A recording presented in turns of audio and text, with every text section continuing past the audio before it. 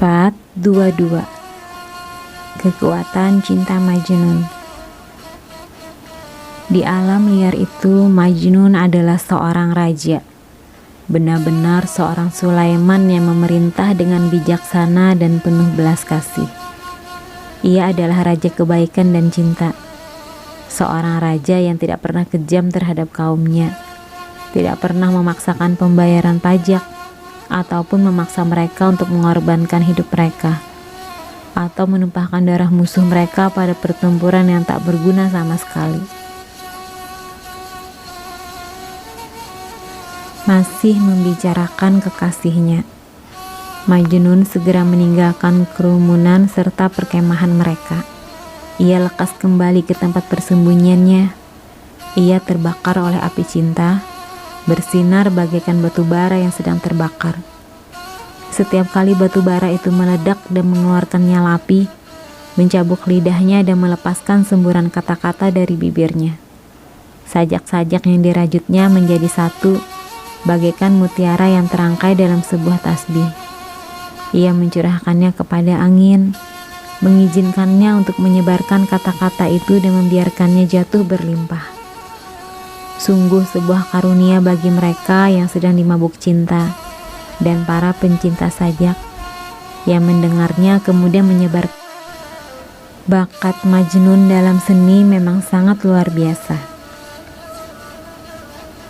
Tapi apalah artinya semua itu? Bukankah ia tidak memiliki apa-apa? Bukankah ia bebas melakukan apapun yang ia inginkan? Bagi orang lain, Majnun kini sedikit lebih buas dari makhluk buas. Ia bagaikan seekor hewan buas yang patut dikasihani karena ia terjebak dalam isolasi serta keburukannya sendiri. Namun ia tak sendiri, bahkan orang gila pun memiliki teman. Teman-teman Majnun adalah para hewan. Hewan-hewan liar yang berkeliaran di gurunlah yang menjadi teman-temannya. Dan ia cukup senang dengan kenyataan itu. Majnun telah memasuki dunia hewan gurun sebagai sosok asing. Namun mereka dapat menerimanya dengan baik, karena Majnun datang secara damai. Ia tidak datang untuk memburu, menjebak, memotong, atau membunuh mereka. Ia merangkak memasuki gua serta sarang mereka, bukan sebagai musuh yang jahat, tapi sebagai tamu yang baik. Mereka tak pernah melihat kejahatan pada kedua tangannya, sehingga mereka semua menghormatinya. Mungkin juga para hewan itu berpikir bahwa Majnun merupakan salah satu dari mereka.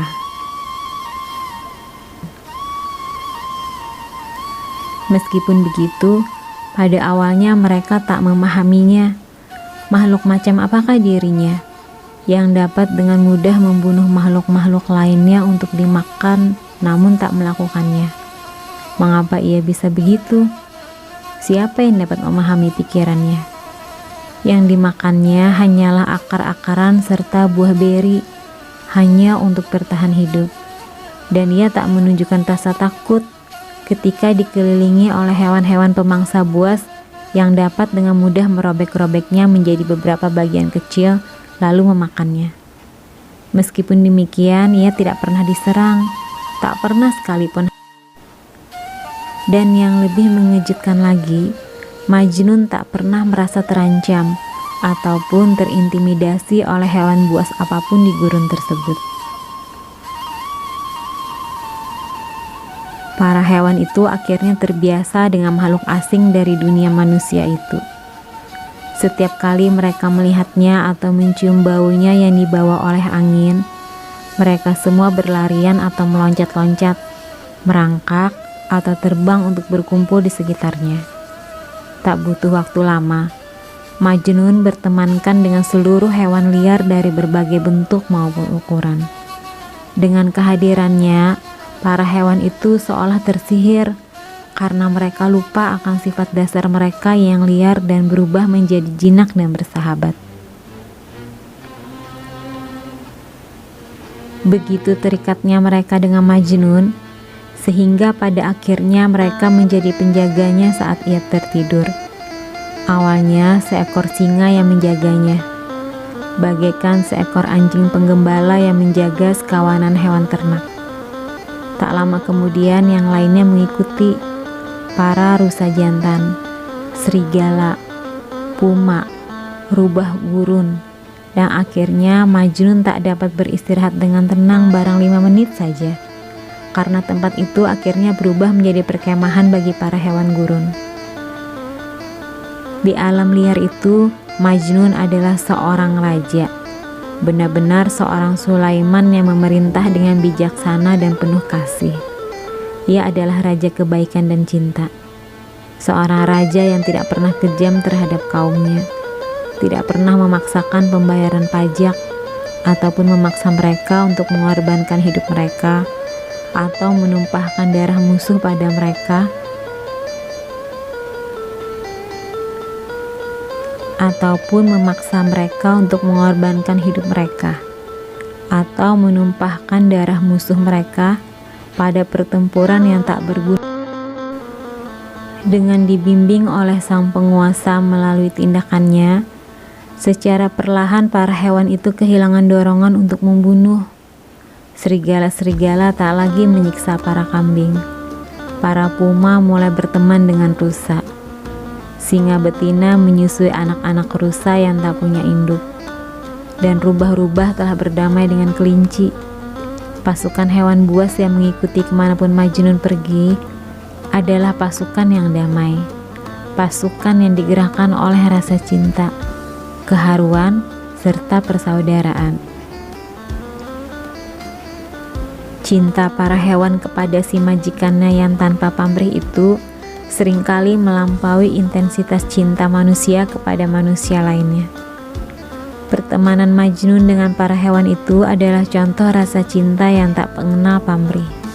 Sebagai contoh, setiap kali Majnun berkeinginan untuk tidur, si rubah gurun akan membersihkan tempat itu dari debu dan duri dengan menggunakan ekornya.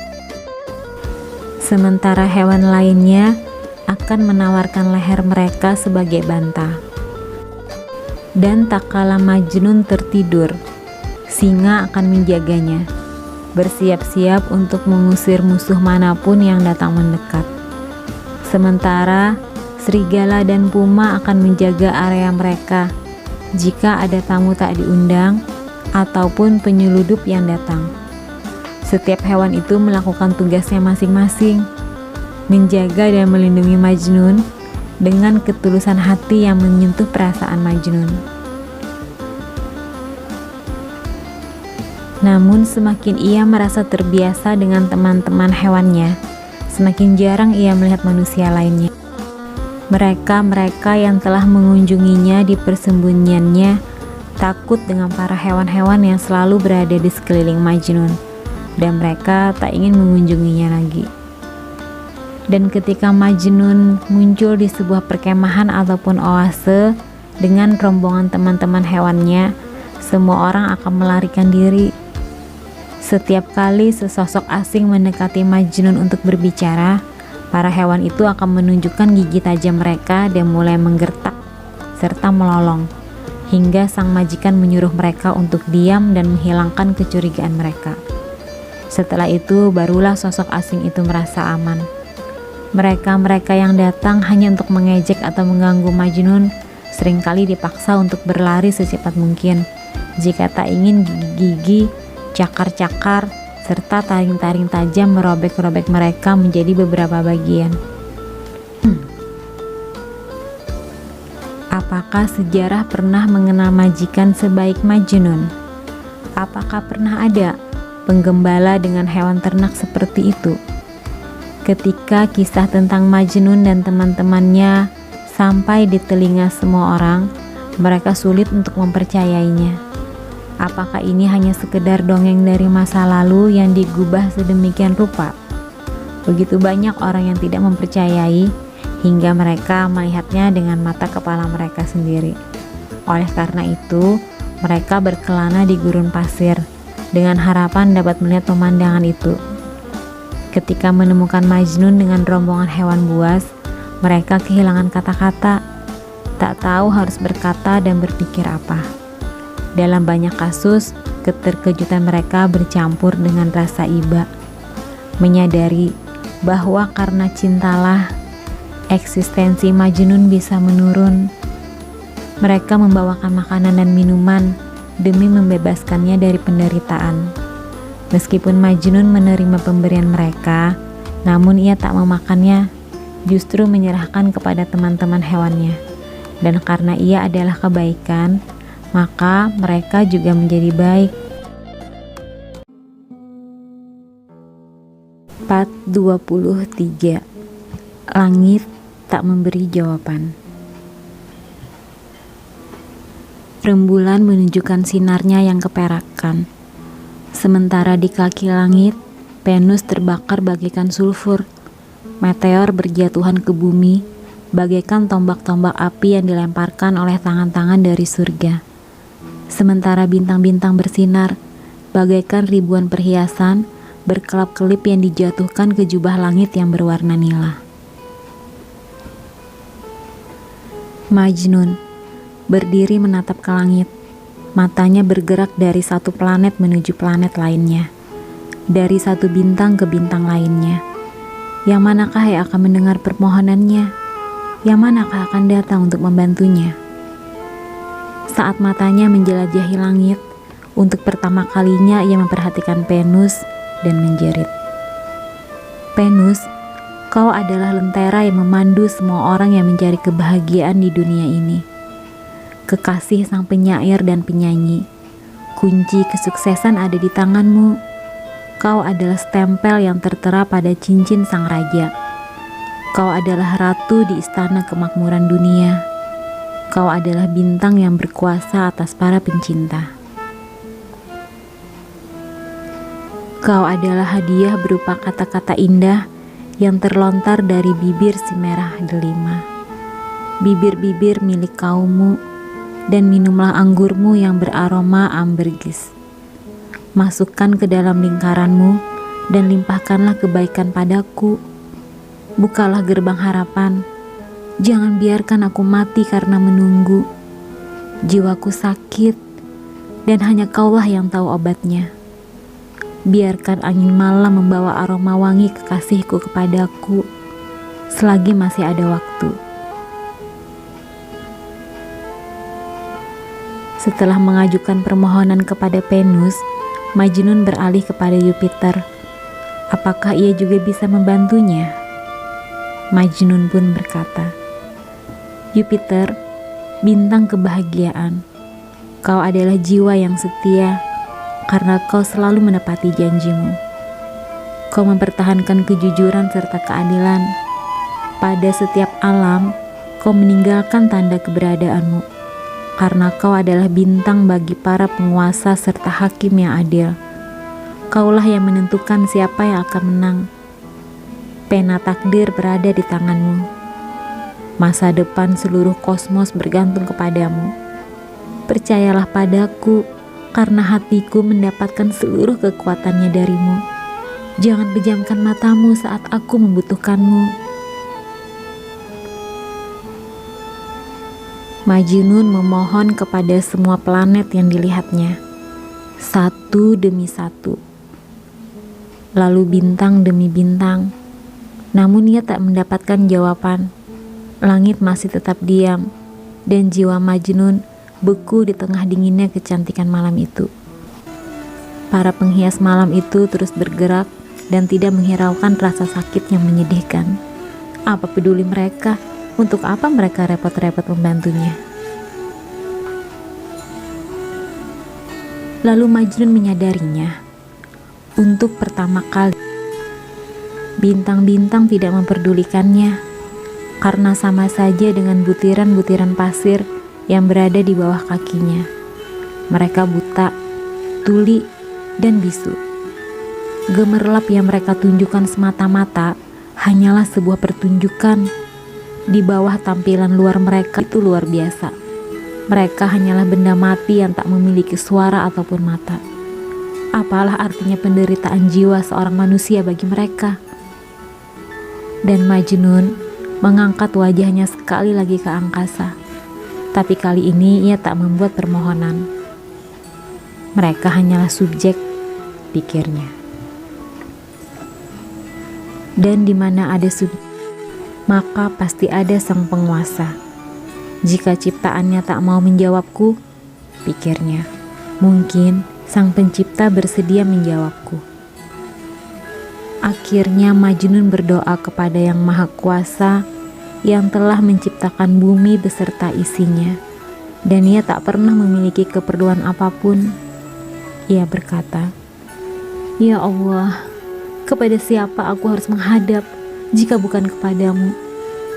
Venus dan Jupiter hanyalah ciptaanmu yang melakukan perintahmu, sementara kau adalah sumber mata air bagi segala ciptaanmu. Pengetahuanmu mencakup segalanya, dan luasnya karuniamu tak dapat diukur. Semua kekuasaan berada di tangan, dan tak ada rantai yang sebegitu kuatnya yang tak dapat kau patahkan.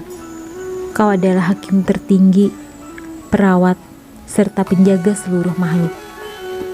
Apapun yang dimiliki oleh orang-orang terhebat di dunia ini, mereka memilikinya karenamu. Kau adalah satu-satunya yang datang untuk membantu mereka-mereka yang membutuhkan bantuan. Kami semua adalah tawanan yang terikat oleh rantai, dan takkan ada yang dapat membantu kami jika kau tak berkehendak demikian. Ketujuh surga dan segala yang berada di dalamnya adalah milikmu. Seluruh makhluk, seberapapun hebatnya atau seberapapun kecilnya, menunduk patuh kepada perintahmu. Ya Allah, kau menciptakanku dari tanah liat, bergaung, berwarna hitam dan berat. Lalu kau hembuskan napas dari ruhmu kepadaku. Kehidupan berasal darimu, dan kau memiliki kuasa untuk mempercepat datangnya kematian. Malam ini, aku berdiri di hadapanmu sebagai makhlukmu yang hidup dan bernapas, namun juga sebagai makhluk yang jiwanya telah mati. Hanya belas kasih-Mu lah yang dapat menyelamatkanku. Hanya pengampunan-Mu lah yang dapat menyelamatkan aku dari kutukan abadi. Hanya rasa sayang-Mu lah yang dapat mengubah kegelapanku menjadi sinar benderang, malam-malamku menjadi siang. Saat Majnun selesai mengucapkan doanya, ia merasa diliputi oleh ketenangan yang luar biasa. Ia tak lagi merasa perlu untuk memandang atau mengintai langit malam. Hatinya telah menemukan tempat peristirahatan, dan tak kalah kantuk melandainya, ia tak memperhatikan.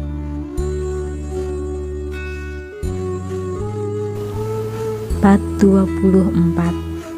Bintang yang jatuh dari surga. Seringkali mimpi itu begitu nyata, begitu penuh kebenaran, sehingga sinarannya menembus diri manusia dan membuat harinya menjadi cemerlang. Begitulah mimpi Majnun. Ketika terbangun, ia terbangun di pagi hari, di mana berbagai kemungkinan tampak tak berujung.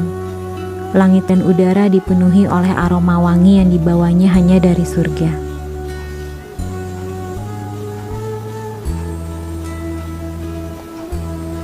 Setiap hembusannya bagaikan hembusan napas sang nabi yang dikirim untuk membangkitkan mereka-mereka yang telah mati dan menyuruh mereka untuk mewaspadai keindahan kehidupan.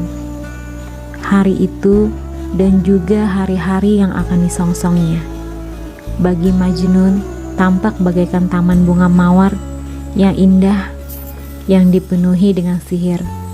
Bagaimana bisa benih-benih ketidakberuntungan tumbuh di tanah yang seindah surga itu? Takdir juga telah merasa lelah akan penderitaan Majnun, sehingga ia memberikannya kebahagiaan demi kebahagiaan. Tapi apakah semuanya telah terlambat? Majnun sedang duduk-duduk di lereng gunung, di salah satu tempat persembunyiannya yang dikelilingi oleh bebatuan sebagai perlindungan. Seperti biasa, teman-teman hewannya berada di dekatnya. Beberapa tertidur, sementara beberapa lagi menjaganya. Tiba-tiba saja ia melihat kepulan debu di dasar lembah. Kepulan debu itu berwarna keunguan di sinar pagi yang kekuningan. Ia berputar-putar saat beranjak naik. Perlahan ia bergerak mendekat. Begitu dekatnya hingga tampak bagaikan kerudung yang menutupi wajah seorang wanita. Dan saat Majnun merasa ingin melihat wajah di balik kerudung itu, ia menyadari bahwa kepulan debu itu menyembunyikan seorang pengendara yang bergerak bagaikan angin. Siapakah ia dan apakah yang diinginkannya? Pikir Majnun. Tidak ada perkemahan ataupun rombongan karapan sejauh bermil-mil. Jadi apa yang dilakukannya di sini? Sangatlah jelas bahwa si pengendara itu mencari Majnun. Majnun berdiri dan jantungnya berdegup kencang. Apakah ia si pengendara unta yang berjubah hitam yang membawakannya berita pernikahan Laila dengan Ibnu Salam? Sang pengendara menarik tali kekang kudanya dan turun, menaiki jalan terjal bebatuan dengan kesulitan. Dan Majnun dapat melihat bahwa si pengendara adalah seorang pria tua dan wajahnya tidak ia kenali. Majnun mengangkat tangannya untuk menenangkan hewan-hewan itu yang telah mulai menggeram. Lalu ia melangkah ke depan untuk menyambut sang tamu. Dengan ramah Majnun berkata, "Tuan yang terhormat, sepertinya Anda telah tersesat. Katakan, kemana seharusnya Anda pergi? Atau mungkin Anda datang kemari untuk menemui saya?" "Tidak, sepertinya tidak demikian, karena kita berdua tidak saling mengenal. Saya menyukai wajah Anda, namun hewan-hewan saya tidak menyukai Anda." Mendengar kata-kata ini, sosok asing itu berlutut di kaki Majnun dan menjerit, "Di antara makhluk-makhluk lainnya, kaulah yang paling mulia, karena kau telah menjinakkan makhluk-makhluk terbuas dan menjadikan mereka sebagai teman-temanmu. Para rusa menyerudukmu dengan penuh cinta, para harimau membelaimu dengan lembut dan perhatian. Para singa bermain-main denganmu seolah mereka adalah kucing-kucing Untuk apa kau dan hewan-hewanmu merasa takut kepada seorang pria tua lemah sepertiku? Aku tak ingin mengganggumu. Aku berada di sini untuk menyampaikan pesan dari kekasihmu. Ini adalah sebuah pesan rahasia, sebuah surat yang tak pernah dibawa oleh siapapun sebelumnya. Surat ini darinya untukmu dan hanya untukmu. Jika kau masih menginginkanku untuk diam dan kembali pulang, maka itulah yang akan kulakukan. Tapi kupikir kau harus membiarkanku bicara terlebih dahulu." Majnun tak menduga akan mendengar kata-kata itu, dan tiba-tiba saja hatinya dipenuhi oleh harapan. Sambil memegang bahu pria tua itu dan berkata, "Demi Allah, bicaralah, cepatlah bicara dan bebaskan aku dari penderitaanku." Sang pria tua itu melanjutkan, "Aku tahu bahwa takdir telah berbuat kejam bintang-bintangmu telah bertingkah bagaikan sekelompok keledai bodoh yang keras kepala. Tapi tak ada alasan mengapa kau tak dapat menjinakkan mereka. Tapi pertama-tama, izinkan aku bercerita kepadamu tentang apa yang telah terjadi kepadaku. Beberapa hari lalu, secara tidak sengaja, aku melintasi sebuah perkemahan yang berada dekat dengan sebuah taman. Hutan kecil yang teduh dengan sungai kecil mengalir. Bunga-bunga dan pepohonan palem yang tinggi-tinggi. Aku berjalan-jalan selama beberapa saat, hingga aku melihat seorang sedang duduk sendirian, tersembunyi di balik dedaunan. Yang kukatakan memang seseorang, namun dalam kenyataannya, kupikir aku telah mendapatkan kesempatan untuk melihat bintang yang telah jatuh dari surga. Taman itu bagaikan taman Firdaus. Dan ia adalah seorang wanita muslim yang sangat cantik, yang dijanjikan oleh Allah akan disenangkan dengan pria-pria beriman. Ada sungai kecil yang melewati oase itu, bagaikan aliran air susu dan madu yang mengaliri bagaikan aliran air susu dan madu yang mengaliri surga. Tapi Ketika wanita muda yang cantik itu mulai bicara, kata-kata yang keluar dari bibirnya begitu manis, dan kepasihannya berbicara dapat membuat aliran sungai itu beriak dan berpercikan, seolah air sungai itu bergantung pada kata-katanya dan matanya. Bagaimana aku bisa mendeskripsikannya? Bahkan seorang singa pun akan tersihir bila sepasang mata indah milik rusa betina menatapnya. Penampilannya sangat indah, bagaikan buku yang hanya berisikan karakter-karakter cantik tertulis di dalamnya. Rambut ikalnya bagaikan ekor pada huruf jim. Tubuhnya lentur dan ramping bagaikan huruf alif. Bibirnya lengkung bagaikan huruf mim, yang bila ketiga kata itu digabungkan akan menjadi jam, cangkir. Dan memang seperti itulah dirinya.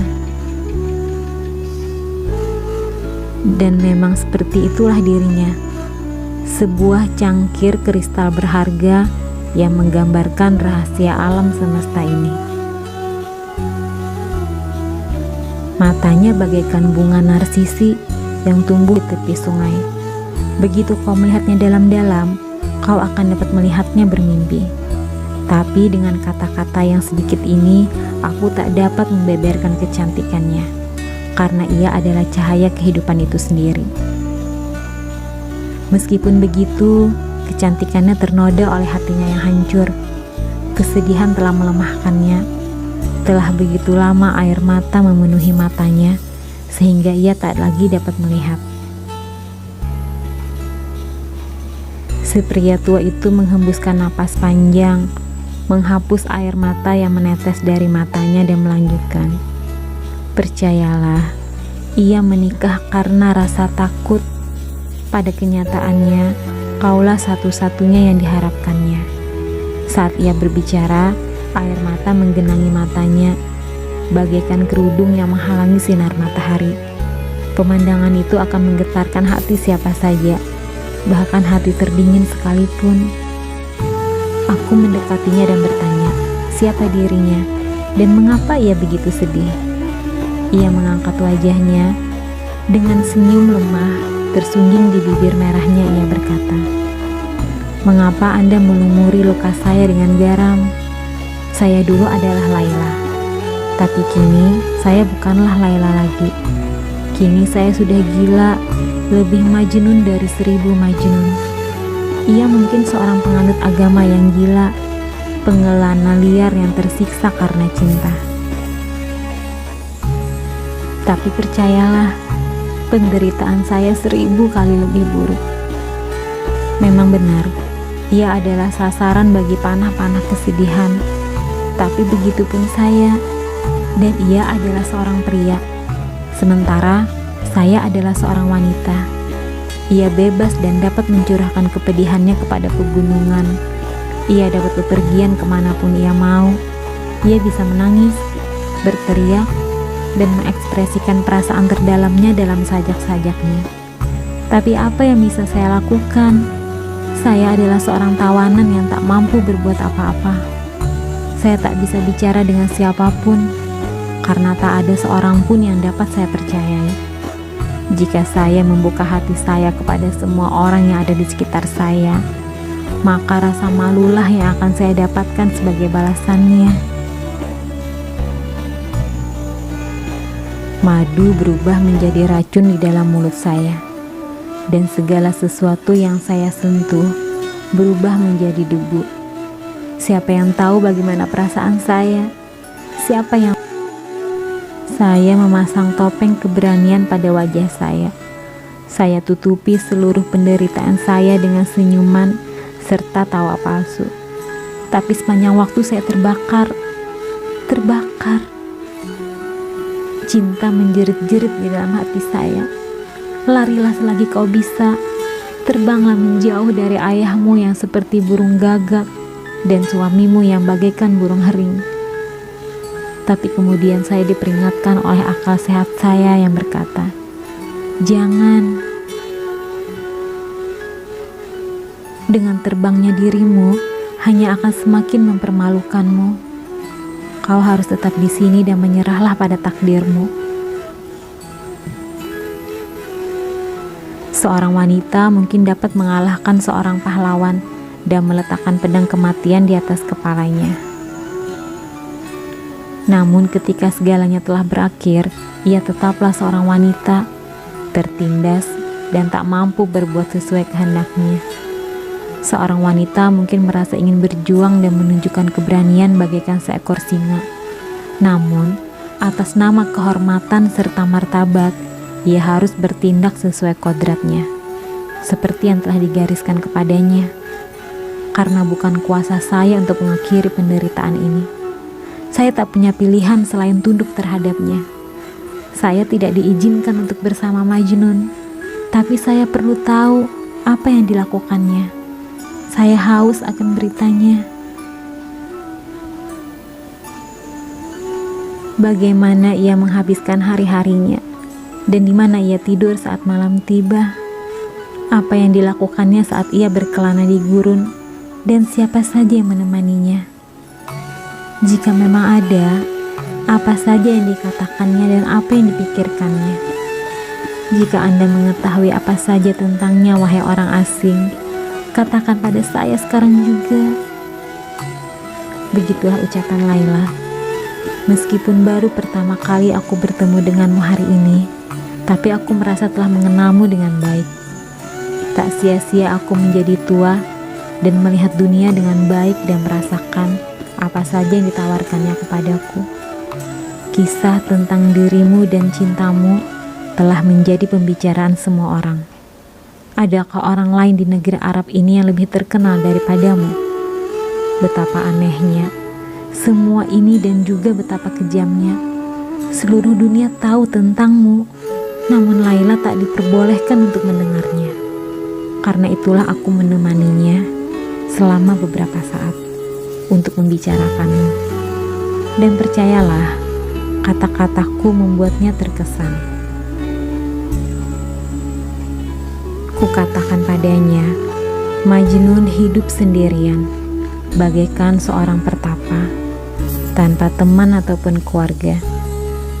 Ia sendirian dengan kenangan cintanya. Satu-satunya yang menemaninya, begitulah yang didengar semua orang,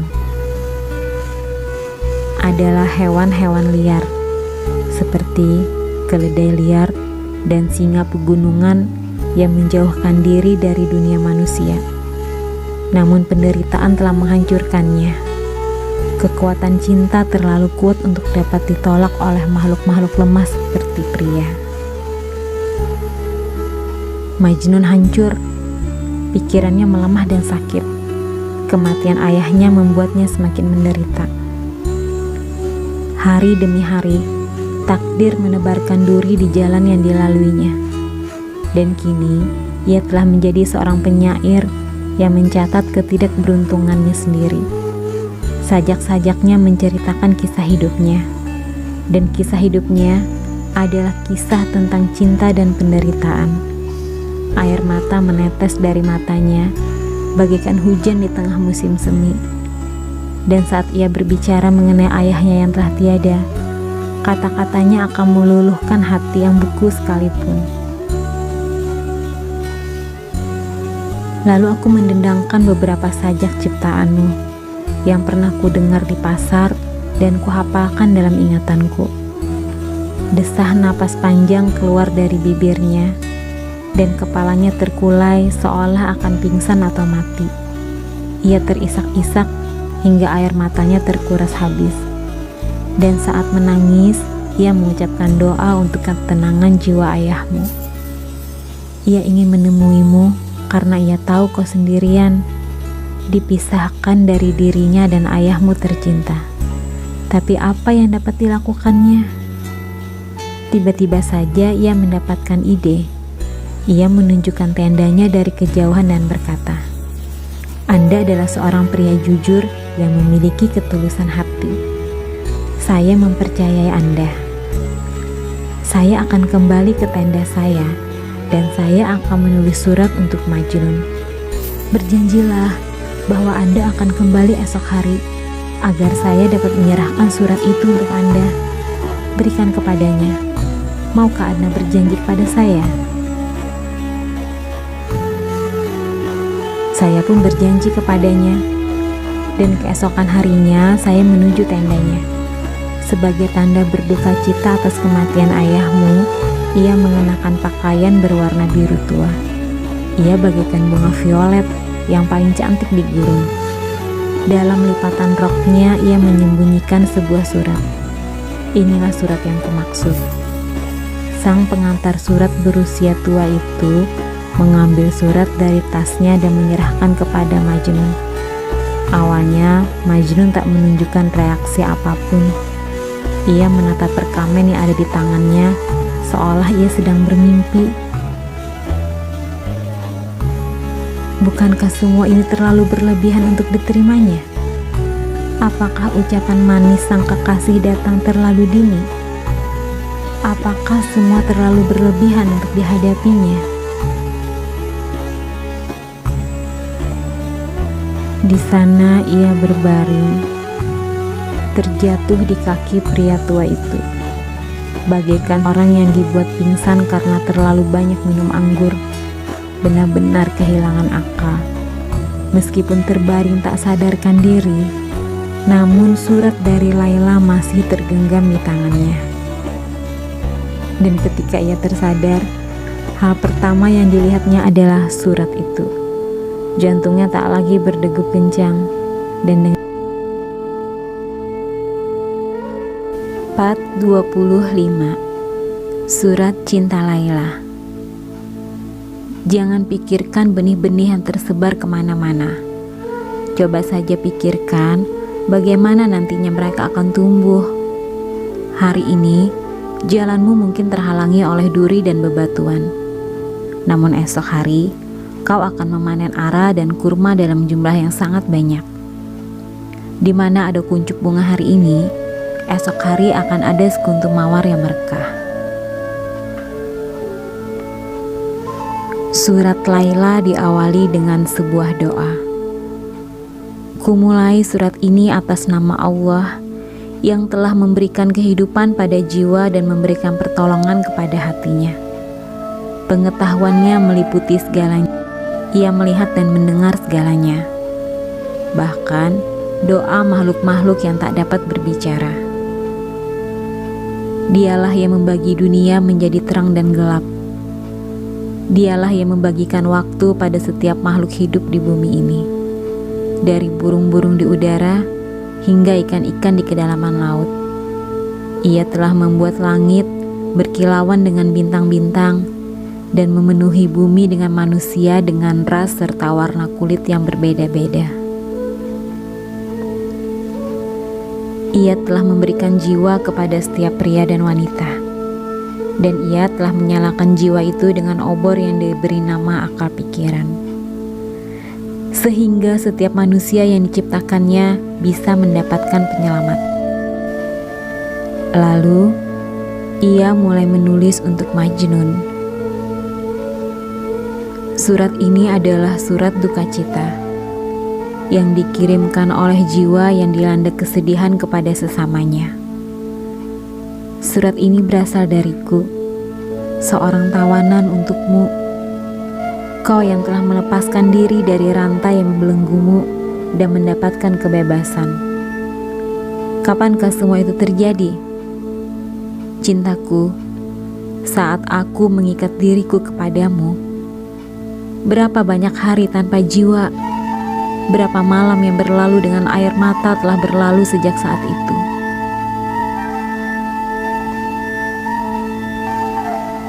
Bagaimana kabarmu sayangku?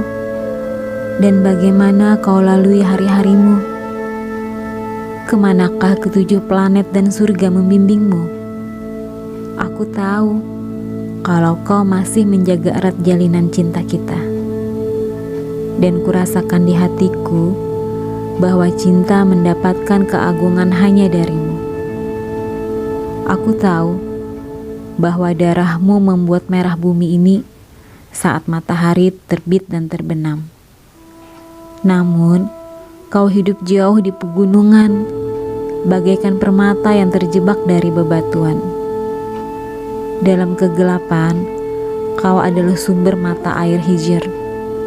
Kau adalah sumber kehidupan itu sendiri. Kau adalah ngengat yang mengelilingi cahaya keabadian. Kau telah menggerakkan lautan eksistensi kehidupan. Meskipun begitu, kau justru memalingkan dirimu dari badai dan bersembunyi di makam kesendirianmu dengan beberapa hewan liar yang menemanimu.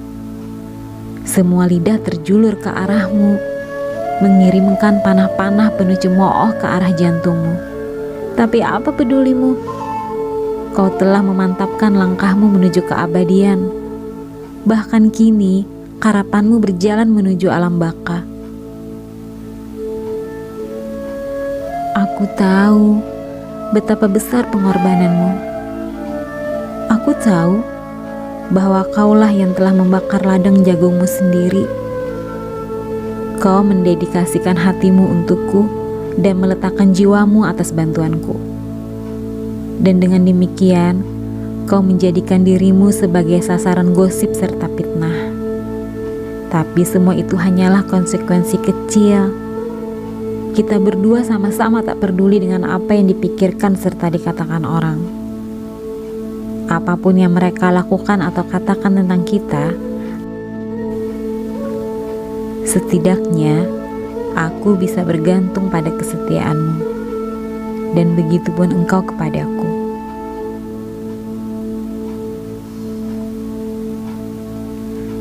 Andai saja aku mengetahui apa yang kau pikirkan dan apa yang kau rasakan. Andai saja aku dapat melihatmu dan mengetahui apa yang sedang kau lakukan. Aku bersamamu dengan setulus cintaku dan sepenuh hatiku. Tapi bagaimana dengan dirimu? Dengan siapa kau menghabiskan waktumu? Fisik kita memang terpisah, namun jiwa kita tetap satu. Memang benar aku telah menikah. Aku memiliki suami, tapi bukan seorang kekasih. Ia tak pernah berbagi peraduan denganku. Percayalah, situasi ini telah membuatku lelah hingga aku tak lagi punya kekuatan untuk berpikir. Tapi aku berjanji kepadamu, tak ada seorang pun yang telah menyentuh hartaku. Hal itu akan tetap tertutup, bagaikan kuncup bunga yang mempesonakan namun tak pernah mekar. Suamiku tetap menunggu di balik pintu yang kuncinya tersembunyi dari pandangannya dan tak diperbolehkan untuknya. Ia adalah seorang pria yang terkenal dan terhormat. Namun apalah artinya semua itu bagiku? Dibandingkan denganmu sayangku, ia sama sekali tak berarti. Kala dilihat dari kejauhan, bahkan bawang putih liar pun tampak bagaikan bunga lili. Meskipun demikian, jika kau cium baunya, kebenaran pun terungkap. Bawang putih liar tak layak untuk dipetik.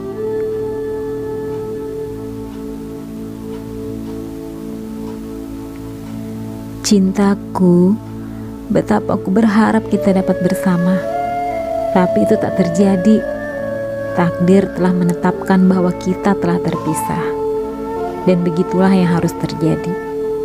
Apakah aku harus dipersalahkan atas hasil karya sang takdir? Hatiku menangis saat memikirkannya. Sayangku, kirimkan seikat rambutmu. Hal itu akan sangat berarti untukku. Kirimkan padaku salah satu duri yang berada di jalanmu, dan aku akan merawatnya hingga ia tumbuh menjadi taman bunga mawar di hadapanku. Kemanapun kau melangkah, gurun berubah menjadi taman bunga. Kau adalah hizirku, penyampai pesanku dari Allah, sumber mata air kehidupan. Aku adalah rembulan dan kau adalah matahariku, menyinari dari kejauhan. Maafkan aku karena orbit yang berbeda membuat kita selalu. Aku tahu betapa banyak kau telah menderita, dan betapa hatimu yang lemah lembut itu telah termakan habis oleh kesedihanmu. Namun hanya ada satu cara untuk keluar dari kesengsaraan ini untuk kita berdua, yaitu bersabar dan menahan diri. Benar sayangku, kita harus bersabar, menahan diri dan berharap. Apakah sesungguhnya kehidupan? Kehidupan tak lebih dari sebuah kisah, tangisan, dan persinggahan singkat. Dengan cepatnya berlalu saat ia baru saja dimulai. Mereka-mereka yang baru tiba nyaris tak memiliki waktu untuk membongkar muatan sebelum mereka akhirnya harus kembali pergi. Orang bilang bahwa mata adalah jendela dari jiwa, dan hal itu benar. Namun seorang yang bijak takkan membiarkan orang lain untuk melongok ke jendela itu. Sayangku, apakah kau ingin para musuhmu menertawakan kesedihan dan mengolok-olok penderitaanmu? Takkan pernah. Seorang bijak harus menyembunyikan kesedihannya agar orang tidak menikmatinya. Jika tidak, maka yang terjadi ibarat tempayak yang memakan dedaunan. Jangan pikirkan benih-benih yang tersebar kemana-mana. Coba saja pikirkan bagaimana nantinya mereka akan tumbuh. Hari ini, jalanmu mungkin terhalangi oleh duri dan bebatuan. Namun esok hari, kau akan memanen ara dan kurma dalam jumlah yang sangat banyak. Di mana ada kuncup bunga hari ini, esok hari akan ada sekuntum mawar yang merekah. Jangan lupakan hal ini. Dan janganlah kau bersedih. Jangan biarkan hatimu mengeluarkan tangisan darah. Dan jangan pernah berpikir bahwa kau sendirian dan tanpa teman di dunia ini. Bukan? Apakah kenyataan bahwa aku ada di sini untukmu tak membantumu? Adalah hal yang salah kekasihku untuk mengeluh bahwa kau sendirian. Ingatlah kepada Allah yang menciptakanmu. Ingatlah bahwa Allah adalah teman bagi mereka-mereka yang tak mempunyai teman. Kesedihanmu untuk ayahmu dan air matamu mengalir bagaikan hujan di musim semi. Tapi ingatlah, ayahmu memang telah pergi. Namun, putra ayahmu masih tetap ada. Bebatuan itu mungkin telah pecah dan hancur. Namun, permata berharga yang dulu tersembunyi di dalamnya, kini telah terbebas.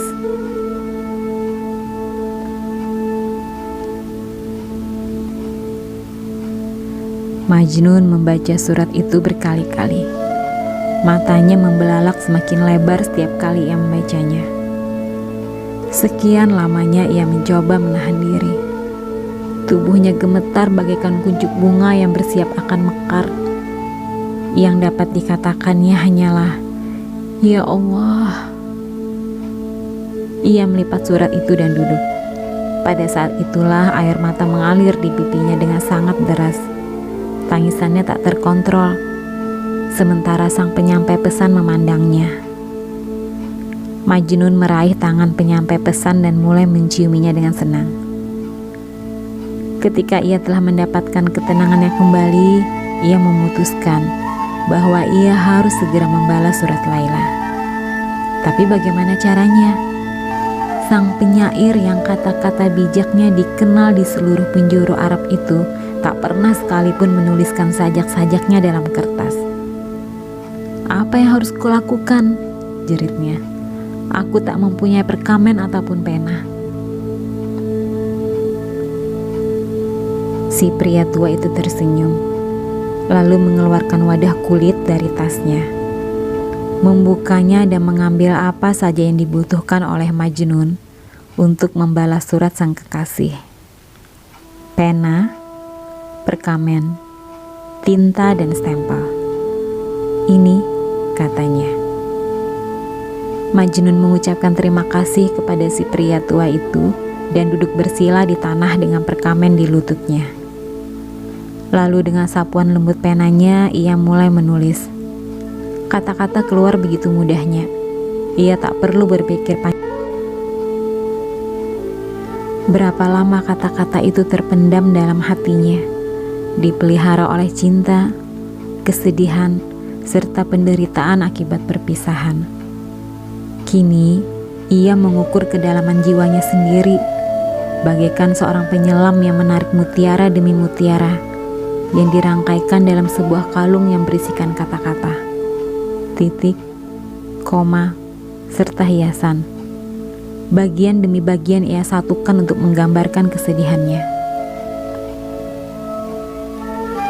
Setelah selesai, ia menyerahkan surat itu kepada si pria tua yang menyadari ketidaksabaran Majnun. Segera menaiki kudanya dan tanpa pikir panjang lagi, ia pergi. Akhirnya ia tiba di tenda Laila dan menyerahkan surat Majnun kepadanya. Jantungnya berdebar, bagaikan ngengat yang sayapnya terjebak dalam perangkap. Ia membaca kata-kata yang telah dituliskan oleh kekasihnya sambil meneteskan air mata.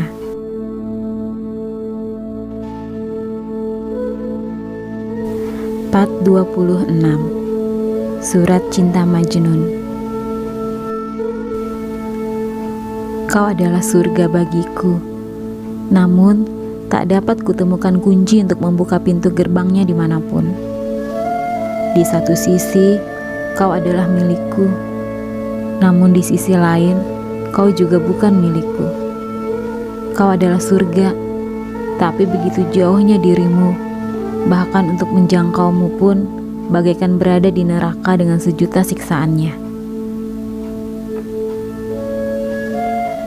Surat Majnun juga diawali dengan pujian.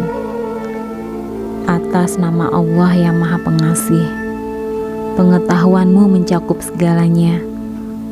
Kau mengetahui apa yang nyata dan apa yang tersembunyi, karena kau telah menciptakan bebatuan dan permata yang tersembunyi di dalamnya.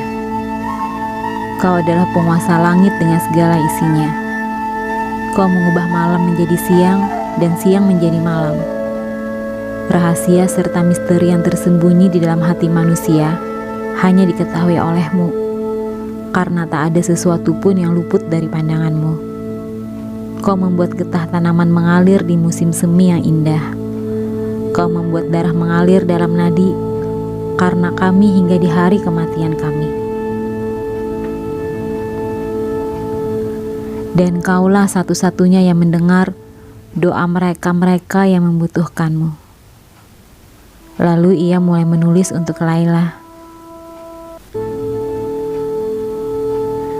Aku menuliskan surat ini sebagai seseorang yang telah memutuskan hubungan dengan dunia. Sebagai seseorang yang takdirnya kini berada di telapak tanganmu.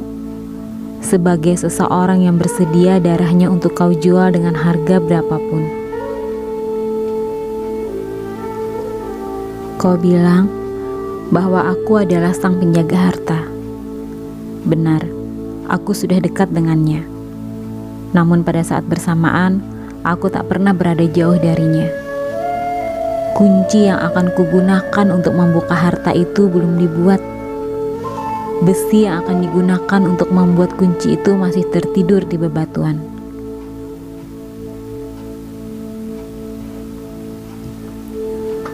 Aku adalah debu yang kau injak-injak, sementara kau adalah sumber mata air kehidupanku. Tapi untuk siapa kau mengalir? Aku berbaring lemah di bawah kakimu, tapi siapakah yang kau peluk di lenganmu? Aku bahkan bersedia menderita karenamu. Namun siapakah yang sedang kau cumbu? Aku adalah budakmu, dan bebanmu berada di atas bahuku. Tapi bagaimana denganmu? Cincin siapakah yang kau kenakan di jarimu? Kau adalah Ka'bahku yang kudoakan hanya dirimu. Tapi apa arti diriku bagimu? Kaulah yang mengobat.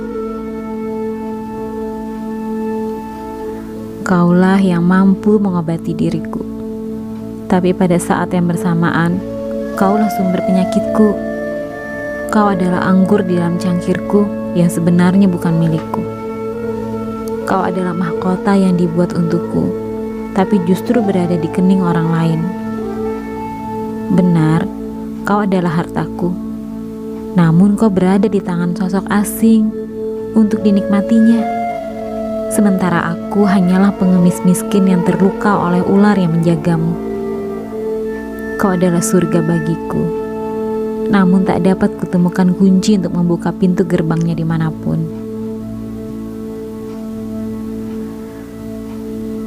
Bukankah aku telah menyerahkan diriku kepadamu dengan ikhlas?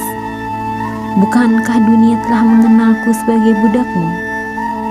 Memang benar demikian, karena aku menanggung beban seorang budak. Jadi berlakulah sebagaimana layaknya kekasih sang budak, dan lakukanlah dengan benar. Aku tak punya apapun untuk membela diriku. Senjataku, aku telah menjadi tawananmu tanpa perlawanan. Tapi jika kau menolakku, maka aku akan bersiaga dengan pedangku. Tunjukkanlah belas kasihmu padaku dan juga kepada dirimu. Jangan potong hidungmu hanya untuk membuat kesal dirimu sendiri. Jangan lawan pasukanmu sendiri. Jangan sakiti jiwamu sendiri. Berbaik hatilah dan berikan penghiburan pada hatiku yang sakit. Hanya dengan menerima cintakulah kau akan membebaskanku dari penderitaan. Pernahkah Allah meninggalkan umatnya? Bagaimana umat manusia bisa mematuhi penciptanya yang tak pernah dilihatnya? Biarkan aku tetap menjadi pelayanmu, menjadi budakmu. Jangan kau tukar ataupun kau jual diriku. Tapi tampaknya kau sudah melakukannya. Bukankah kau telah mengukir namaku pada sepotong balok es dan membiarkannya mencair di bawah terik sinar matahari? Bukankah dirimu yang telah menggiringku menuju nyala api agar aku terbakar? Bukankah kau yang telah melakukan semuanya padaku? Iya, kaulah yang melakukannya.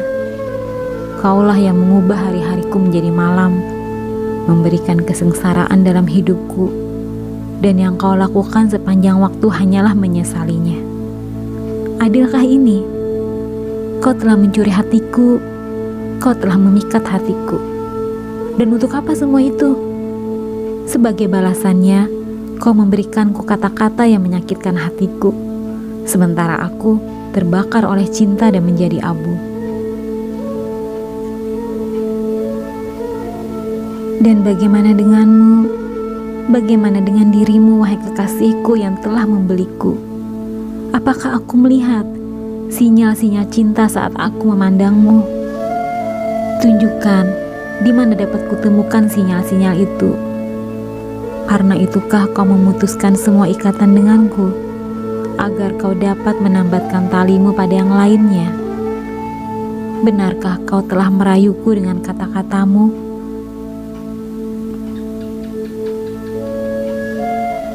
Sementara sepanjang waktu kau berencana untuk memberikannya apa yang dihasratkan oleh cinta. Dapat ku dengar hembusan napasmu untukku. Tapi apakah itu sungguh-sungguh? Akuilah dengan jujur, karena ku tahu bahwa kau tidak tulus. Kuasamu atas diriku tak lebih dari kekuasaan seorang tiran. Mengapa kau bisa begitu tak berperasaan? Bukankah kau juga merasakan kesedihanku? Mataku hanya tertuju kepadamu, dan setiap kali aku mencari pertanda takdirku, yang kubayangkan hanyalah dirimu. Hatiku mendambakan kedamaian, tapi di manakah aku dapat menemukannya? Kedamaian hanya menjadi hak sosok yang diizinkan untuk memandangmu, bukan seseorang yang hari-harinya dipenuhi oleh kesengsaraan seperti diriku. Ia yang memiliki permata sepertimu pasti mendapatkan kedamaian dan lebih lagi. Ia yang memilikimu pasti akan memiliki dunia. Tapi aku tak dapat memilikimu. Kaum pria menambang untuk mencari harta. Namun mereka akhirnya menyadari bahwa bumi tak akan menyerahkan harta terpendamnya dengan begitu mudahnya. Bukankah seperti itu keadaannya sejak dulu? Pandanglah taman, sementara burung bulbul menyanyikan ode-ode kepada si pohon ara. Burung gagak, tukang kebun merawat pohon delima dengan sepenuh hatinya, hanya untuk mengetahui bahwa buah-buahnya dibawa dan diberikan kepada orang bodoh. Begitulah cara kerja takdir. Kekasihku, kapankah kau akan terbebas dari monster yang kau sebut sebagai suami ini? Kau adalah rembulan dengan segala keindahannya. Kapankah rembulanku? Kapankah kau akan menyelamatkan dirimu dari rahang sang naga? Kapankah para lebah akan pergi dan meninggalkan madunya untukku? Kapankah cermin itu akan terbebas dari debu dan kembali bersih dan berkilau?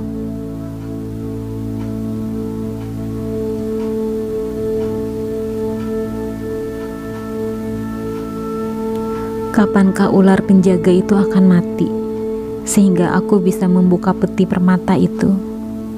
Kapan? Tapi jangan kau pikir bahwa aku menumbuhkan perasaan benci di hatiku untuk suamimu. Tapi jangan kau pikir bahwa aku menumbuhkan perasaan benci di hatiku untuk suamimu. Walaupun ia adalah sosok terdekat denganmu, meskipun ia adalah ngengat yang terbang mengelilingi nyala lilinmu, aku tetap tak menyimpan rasa dendam. Kudoakan semoga ia menikmati cahayamu. Semoga ia berbahagia dengan nyala lilin itu. Namun tak dapat kupungkiri bahwa aku berharap. Apalagi yang dapat kukatakan, kau adalah segalanya bagiku, kebaikanku, keburukanku, penyakitku, serta obatku. Maafkan aku kekasihku, maafkan aku apabila telah menjelek-jelekan kebaikanmu serta integritasmu. Maafkan aku karena telah mencurigaimu. Aku tahu bahwa tak ada seorang pun yang telah menyerang bentengmu. Aku tahu bahwa kerang yang menjaga mutiara itu masih tetap utuh. Aku tahu bahwa tak ada seorang pun yang memutar kuncinya dan membuka pintu hartamu. Aku tahu tentang semua itu. Namun, kau tahu apa yang harus diperbuat oleh hasrat kepada jiwa sepertiku. Kecemburuan menghasilkan pikiran-pikiran buruk serta kecurigaan. Kau tahu berapa lama aku mendambakan untuk berada di dekatmu. Aku bahkan memiliki kecemburuan terhadap nyamuk kecil yang menempel pada kulitmu. Bagi pikiran seseorang yang dikuasai oleh cinta, bahkan nyamuk pun dapat bertransformasi menjadi burung hering. Ibnu Salam, suamimu, adalah seorang pria terhormat. Tapi apa gunanya bagiku mengetahui hal itu?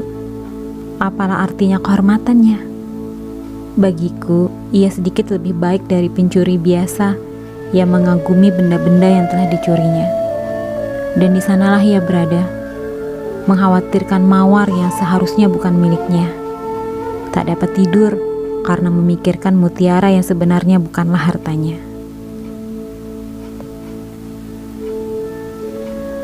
Kekasihku tersayang, hidupku serasa bergerak mundur sejak aku mulai mencintaimu. Bibirku kering dan mataku buta karena air mata yang selalu menggenang. Tak dapat kau bayangkan betapa aku telah menjadi seorang yang gila. Bukan saja aku telah kehilangan dunia, namun aku juga telah kehilangan diriku sendiri. Namun, jalan menuju cinta sejati hanya dapat ditempuh oleh mereka-mereka yang siap untuk melupakan diri mereka sendiri. Demi cinta dan kesetiaan, mereka harus membayar dengan darah yang mengalir ke jantung mereka dan ketenangan jiwa mereka. Jika tidak, maka cinta mereka tak akan berarti apa-apa.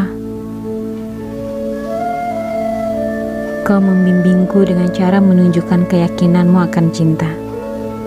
Bahkan jika keyakinan itu harus tertutup dariku selamanya.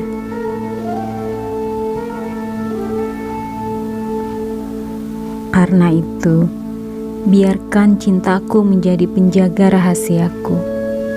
Biarkan penderitaan yang dibawa oleh cinta merengkuh jiwaku. Bagiku tak masalah jika tak ada obat yang dapat menyembuhkan penyakitku. Selama kau baik-baik saja, maka penderitaanku tak berarti.